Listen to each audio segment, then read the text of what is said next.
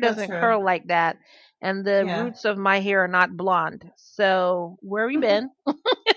So as Right. women, we pay attention to everything.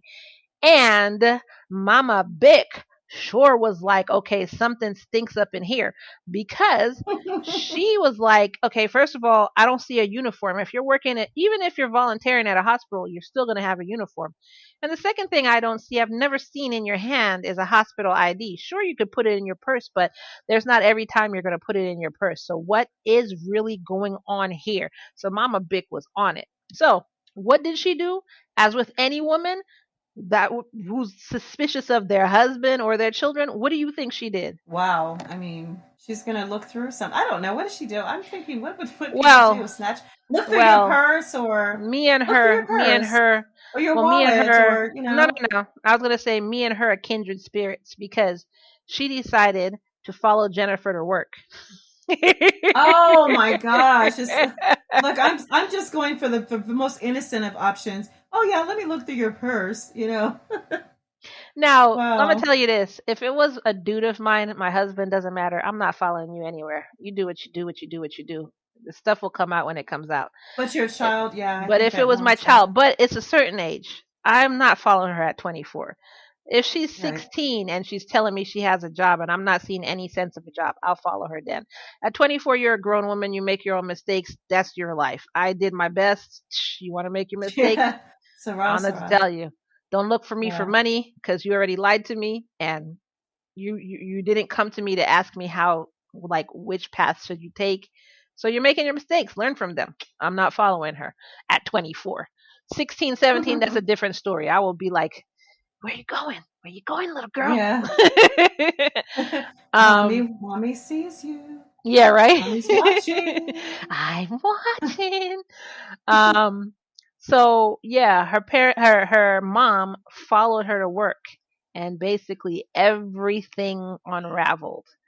So when she saw where Jennifer actually was going, she came back. She told Han, and when Jennifer came home, Han was upset. He wanted to throw her out of the house for lying, but Bick was like, "No, honey, she's still our child. She needs to stay. What we need to help her, this and this." So she ended up staying. So what happened was Jennifer had to start working to finish high school.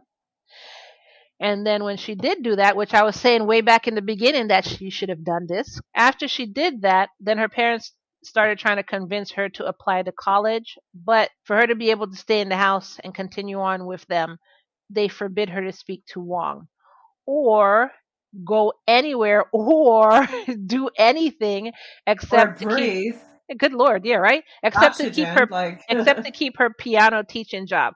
Now I gotta say, at 24, that's a bit much. She's a grown woman. Like, is. It that's is. that's a bit much. But of course, she kept speaking to Wong in secret anyway. But as time passed by, he started getting frustrated because he couldn't really see her. He couldn't really speak with her. Her parents were always watching her. She couldn't leave the house. So he decided he didn't want to be in a relationship with her because it was just all a bit much. And I was going to say also, I guess he didn't feel like going through that hardship of dealing with a relationship with her. And I wanted to say this because I want to point out to women or even guys, if you're getting to Okay. know somebody and something befalls you, a hardship befalls you, always look at these people and see how they're willing to act. Are they going to be patient Oh, with you so while you true. go through Hmm. this hardship, or are they just going to be like, you know what, this is a little bit much for me, I'm out. Now, don't get me Yeah. How do wrong. you deal with adversity? I totally agree with that. Exactly. Now, don't get me wrong. If Yeah. this is a month in and they're like, "I'm out," well, that's completely different. They don't Then really know that's you fine. from, yeah. But if Exactly. you're a while in and either the guy or girl, they're just like, "I can't deal with it," and they're saying they love you and all this stuff, then those are not the ones for you. I'm also not telling you to continuously have hardships or fabricate hardships to test anybody, because then you're psycho and they need to leave you. They need to run fast and far. But yeah, I just wanted to say that. Oh, good disclaimer, Kai. So Wong basically broke up with her and he actually started dating someone else. So this girl, I guess she actually had time for him and he actually got into her and he actually fell in love with this girl.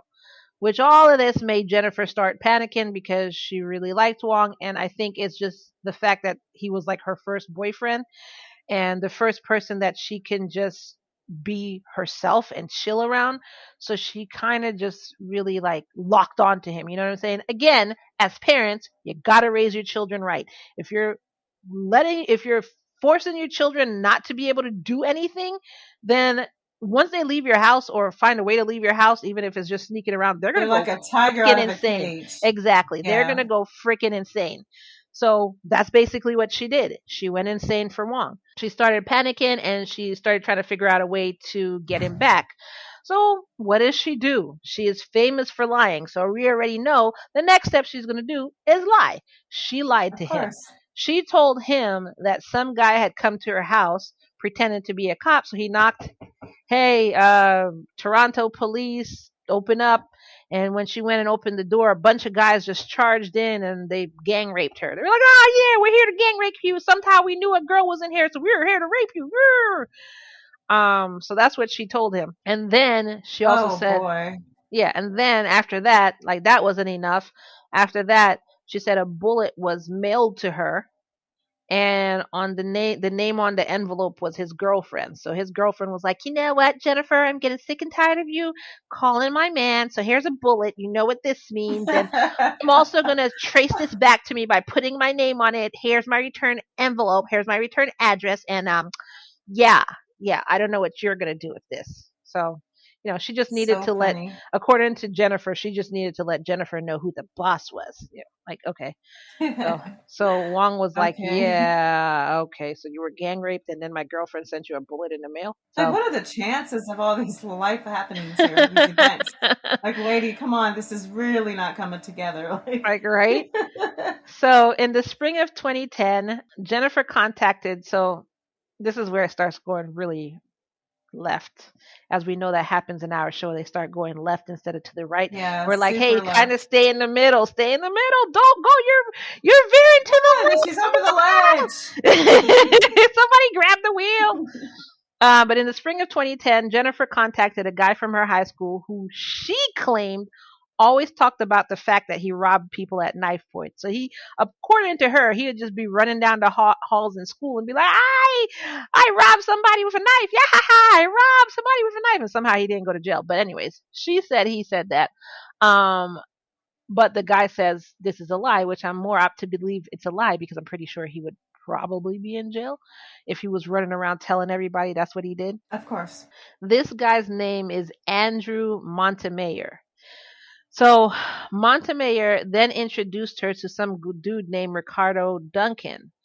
And Ricardo says that Jennifer gave him $200 one day just to go out with her for the night. Just come on, I'll give you $200 to hang with me. But he was like, no. And he gave her money back. And then another day, she was like, hey, psst, come here. Come here. Um, Come closer. I just want to tell you a secret. So I have this dad, right? And I kind of want him dead. So what I'm gonna do is I'm gonna give you this $1,500, and like she kind of slips it in his pocket as she's saying that. I'm gonna give you this $1,500, and what I want you to do is my dad works at this job, and in the parking lot, I want you to just gun him down, okay? Just if you could do that for me. I only met you this second time, but I just know we're here, and I know for this $1,500, you're gonna throw your life away from me. Am I right? Am I right? So Whoa. he was like, fuck no, psycho. And he gave the money back to her. And he was like, That's a he no go. he told Andrew, he was like, dude, who the frick did you just introduce me to? And he was out. He was like, peace. So after all of this, somehow Wong was like, you know what? I miss crazy in my life. And so he started talking to Jennifer again. I don't know if he missed crazy. I don't know if he actually believed what she said about the gang rape and he felt bad for her or whatever. But anyway, they got back together. And after they got back together, they were like, so she was like, we need to start spending more time together. It can't be like the before. And he was like, I agree. That's why I left you before, because I couldn't see you. And the only way for me to stay is for me to see you. So any stuff needs to change. So, I mean, when you have that conversation with your significant other, the only rational thing that you could think of to do It's the plan to hire a professional hitman to kill your parents who's keeping you apart. Am I right? Of course. Anybody? Of course. What Anybody? else? Yeah, yeah. That's the first thing that comes to So mind. Sure. that's the first thing that came to my mind. I was like, you know what? I'm gonna get together $100,000. Is it 100,000? No, $10,000, and I'm just gonna kill my parents. I think that's rational, right? Yeah. Anybody? Yeah. You at the Completely grocery store? rational. You over there? Yeah, I think so. Uh huh. Yeah, yeah. So that's what they came up with. So That was their um, master plan. Oh my that was their gosh. freaking master Kids. plan. And they're brilliant. They're brilliant criminal masterminds. She who fails calculus and makes up all these lies, and he who works at a pizza joint and sells weed and couldn't even really graduate high school. Brilliant criminal masterminds. She said that after she killed them, so look, we're going to hire this professional hitman. He's going to kill my parents for $10,000. And then after I kill them, I'm going to inherit $500,000, and then we can move in together and we can be together forever and ever and ever. It's a great plan. Oh, Exactly. yeah, let's do it. Yeah. Oh my god. So Goes. Wong introduced Jennifer to a man named Lenford. Lenford. What kind of name is Lenford? Lenford Roy Crawford. Wow. Lenford. Lenford Crawford. Wow. His parents didn't like That's him. a- Who they was ran out of actually names by the time he was born. He probably had 12 siblings before him. It's like, oh, I'll just name him Linford Crawford. You Well, know? yeah, probably. Well, he was actually a Jamaican immigrant, so he's not even Okay. from Canada. He is a Jamaican immigrant. So Hmm. Wong also gave her a SIM card and a burner phone so she can call Crawford. So she did, and then when she called Crawford, Crawford called someone else named Eric Sean Sniper Carty, who then called a guy named David. Now I'm gonna. Oh my God, hold on. David You're going to butcher it. Mile Vaganam. Mile Malzaganem. Vaganam. Yeah, David. Malzaganem. We'll call him David for Okay. short. We'll call So him D. basically, No. yeah, right. Okay. So basically, well, I'm gonna be saying his name later, so we're gonna call him M. So Okay. anyway, so basically, let me rewind. So she called Lanford, who was like, "Hey, I got a dude, I got a friend, and his name is Crawford." And then Crawford was like, "Yeah, well, I got a friend, and his name is Sniper." Well, Sniper was like, "Well, I got a friend, and his name's David." And now half of Toronto knows that you're trying to kill your parents. Like, Wow. Will you keep a secret? I You know, promise? right? You You won't promise? tell You anyone? pinky promise? So, yeah, all those phone calls were made. So now we're fast forwarding to November 8th, 2010. This day started out like any other day. So Jennifer was practicing piano that afternoon because she said she had to prepare for a piano test. Her mom had gone to her weekly dancing group, which I think it said a line dancing group that she went to every week. Her father had come home late from work, and then when he came home, he usually comes home at time on time, but he had forgotten something at work, so on his way home he had to turn around and go back to work. And then when he got home, he called his brother, which is Jennifer's uncle, and they went shopping. So the mom, she made dinner or whatever, and everybody ate dinner except for the father. And she wrapped up his food, left it in the fridge or left it in the microwave or left it on the counter for him when he came home. And when he came home, he ate dinner alone, and he went to watch the news in his room.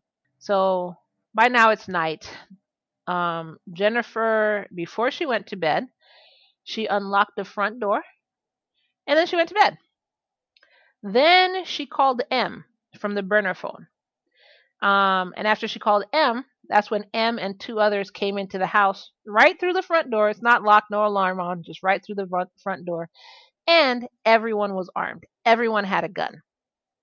So they came in, oh, hey, everybody in the house, get together. They got everybody in the house, everybody out the room. So that's the mother, the father, the brother, and Jennifer. You know what? I don't even know if the brother was in the house. Was the brother in the house? I didn't hear He anything seems a about the little brother quiet. being. I don't think we Yeah, heard much about I him. don't know if he's in the house. So I'm not going to say the brother. I know the mother, the father, and Jennifer.